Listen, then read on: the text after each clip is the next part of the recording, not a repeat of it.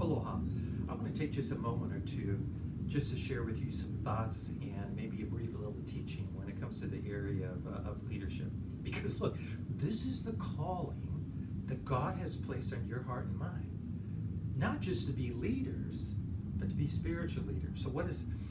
So what are some of the different dynamics when it comes to spiritual leaders in the context of the leadership of today?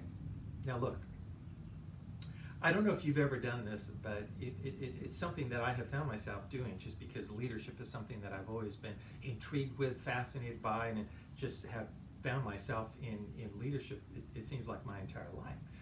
But when you read the biblical stories, to do so through the lens of looking at that biblical character as a leader. So, well, let me just share with you an example. So you take the life of Joseph.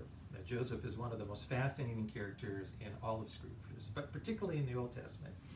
And Joseph, of course, the story is embedded in Genesis, starts in chapter 37, goes all the way to the end of Genesis, which is chapter 50. So Joseph gets 14 chapters. That's a lot of airtime. And there's just so many different things that you can pull out of these little cameos from the life of Joseph. But my question is, have you ever looked at the life of Joseph through the lens of a leader?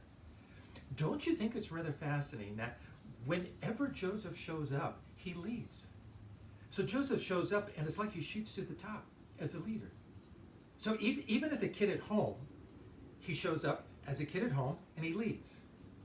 He shows up in Egypt, in Potiphar's home, he leads. He shows up in prison. He's a leader, even in prison. And of course, he eventually shows up in front of Pharaoh, and he ultimately becomes the second most influential leader in all of Egypt. So when I read a story about Joseph, it's another reminder to me that God, for whatever reason, infused some incredible talents and skills and abilities into the life of Joseph. Joseph returned them back to God to fulfill a mission and a plan that God had for his life. Listen, it's no different than for us today.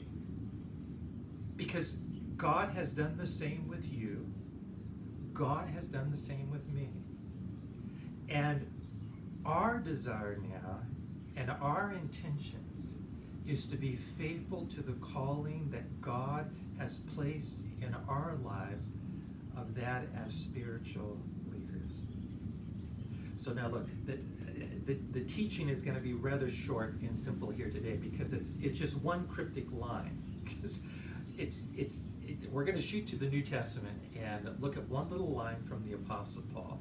It is a simple, but I think rather significant sentence that is powerfully laced, that when you unpack it a little bit, it's spiritual leadership. I mean, that's what it is. It's spiritual leadership. So Paul actually says this twice in 1 Corinthians. The very first time is 1 Corinthians 4:16. He says it again right here, and I'm going to read this to you. It's 1 Corinthians 11, verse 1. So it's an easy verse to remember. 1, 1, 1, 1. 1 Corinthians chapter 11, verse 1. And it's a single line. It's just a single, simple sentence, powerfully laced for your life and for mine to reflect on for just a moment. Dealing with spiritual leadership. This is all it is. It's verse 1. Paul writes, it's recorded in chapter 11, verse 1, imitate me. So he's writing this to the people in Corinth. Imitate me just as I also imitate Christ. Imitate me just as I also imitate Christ. So let's just set the record straight. Paul is abundantly clear, and we are too. It's not about us. It's about Christ. So when it comes to spiritual leadership, it is not about us. It is all about Christ. It's the only way that the Apostle Paul could be so bold even as to make this statement. So imitate me as I also imitate Christ. So what would be a definition of spiritual leadership? For you and for me today, what would be, so I will share with you the way that I view spiritual leadership in this one little sentence. Spiritual leadership is a leadership which leads from the posture of total and complete dependence upon Christ. That's it. It's not long. It's not complicated. It's not difficult to understand. It sort of mirrors what the Apostle Paul is saying here. Imitate me as I also imitate Christ. So what's that application for our lives today? Spiritual leadership is a leadership which leads from a posture of total and complete dependence upon Christ. Because you see, as we depend upon Christ, then we lead in a reflection of Christ. Now, look, that has, so I'm just going to share from the crucible of my own life. It's always been my desire. That as a pastor, that as a president, that my number one desire, and I would suggest my most important priority, is to be a spiritual leader of those whom God has called me to lead. That's it. I mean, what else would you suggest is more important than that? The calling that God has laid on our lives is to be a faithful spiritual leader of those whom He has called us to lead. Nothing else is more important. I believe that as a pastor, and when I became a president, that did not change. As I came to Hawaii, accepting this calling to be president, I came with the desire, with the heart that was beating with a passion to be the spiritual leader as a president that God had called me to be. Because you see, look, you can go to my office at the conference office, and on the outside of the door, it is going to say president. But you need to understand something, that as president, I don't hire anyone. I don't fire anyone. I can't give away any conference money. If there's a checkbook, I don't even know where it is. But I will tell you that the conviction on my heart is to be the spiritual leader of the flock of the people of these islands that I believe that God has called me to be, as a spiritual leader. Imitate me as I also imitate Christ. Leadership is not about me. Leadership is all about Christ. Now look, I'm going to share with you a little story that took place pretty early on in my ministry that just reminded me once again of the influence of leadership. Because leadership is influence. Pure and simple. You could look, there's all kinds of different definitions of just leadership. I'm not talking about spiritual leadership. I'm just talking about leadership in general. Leadership is influence. That's why you're a leader. And as you lead, you are influencing people because people are watching you. They are observing your leadership. They are following your leadership. So, I mean, that adds layer after layer after layer of just the sheer responsibility of understanding, hey, look, people are watching me. People are observing me. People are following me. They're listening to me. So I need to make sure that in my leadership, I'm leading the direction that they need to go. So here's the story. So I had, look, this was in the 90s, and I was my early 30s. I'd been given an invitation to pastor a very large church. And so my dad was still the president of ADRA at the time in Washington, D.C. And I contacted him and said, hey, listen, Dad, I've got a church full of people. I know I could probably have 25, 30, 35 people that would like to do a mission trip, an ADRA-generated mission trip. I said, where in the world would you suggest that we go? He said, without a question, go to Nepal. In Nepal, out of Kathmandu, there is a leper colony, and you and your church members could build a school for the children that are in the leper colony to provide an education. And then hopefully, because of that education, they can eventually integrate into the community away from the leper colony. Otherwise, eventually, they're just going to end up with leprosy as well. So I did, made the arrangements, had about right around 35 people. Of course, you know, it's a long flight. I can't remember exactly which flight we were on, but it was one of the long 9-10 hour flights. And we're all seated in basically the same area, because we're all being assigned to seats just in that one section of the plane. Huge plane, but we're all kind of packed in there together, just having wonderful fellowship. Well, back in the 90s, when it comes to entertainment on a plane, it wasn't the personal devices. So you're not going to pick whatever you want to watch on the screen that's in the seat just right in front of you, or on your own electronic device. No, the way they did it back in those days is a screen would drop down and they would show one movie for everybody that was on the plane. So, I mean, you didn't have a choice. If you were going to watch some sort of entertainment, it was whatever they happened to be showing on the on the airplane. So, it was, look, we're at 36,000 feet. They've just fed us a meal, and the lights go down, the screen drops down, and they hand out all the little earbuds that you can plug in, and they start a movie. Well, look, I'm a bit more of a reader. So if you give me a few hours of peace and quiet, and I can at least have a light shining down, I've got a book with me. And so I'm not watching it. So I've got my book, I'm reading, I'm sitting next to one of our church members who is watching it and is enjoying it. I mean, there's places where everyone starts laughing, et cetera, et cetera. It was some sort of an action movie with Schwarzenegger in it. I don't remember the name of it, but I do remember it was that. So we land, a few days are going by, we're still in Kathmandu, and we're having breakfast. So I'm sitting there, and someone from our table steps out and leaves, and another church member comes and sits down in that chair at the table right next to me, leans in and says, "Hey, listen, Pastor, you need to know that all of us are talking about you."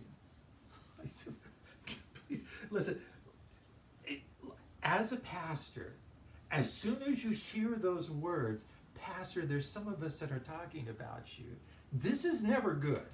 This is one of those things that's like, okay, it's coming. Somebody's upset about something and the words going around. It all has to do with the pastor." But no, she said, so Pastor, that we're all talking about you. I said, "Really? So what, I mean, just tell me, so what's going on? What's happening?" She says, "Well, Pastor, on the flight, we all noticed that you were about the only one who wasn't watching this movie." She says, we all have our headphones on, and we're all there just kind of watching this movie. But she said, we couldn't help but notice that you were the only one who wasn't watching this movie.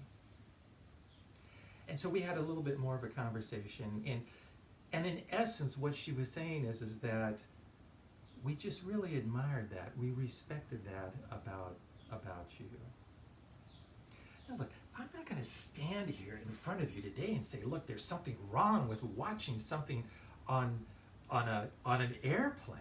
It doesn't make me somehow very, more special or more righteous just because I was reading a book. The point of this little illustration is simply, this was in a very tangible way. It was a reminder to me, from having sat on an airplane with 35 of my church members, they're watching. They are watching me as a leader. Every move I am making, right or wrong, whatever the case may be, because I am the leader, they are watching. Now, I'm not suggesting that they would have thought any differently of me if I had put some headphones on and watched the same thing with them. Probably not. But what they did notice is that I didn't. I was doing something completely different. All of them, that was it. It's the entertainment for the flight. And I was sitting there reading a book. And she said, we all noticed We've all been talking about the pastor who didn't watch the movie on the flight. Wow, what a tangible reminder that as a spiritual leader, people are watching, they're observing. I'll tell you what, my friends, look, that's a classic example and reason why the devil goes so hard after spiritual leaders. Because of the influence that you and I have as spiritual leaders.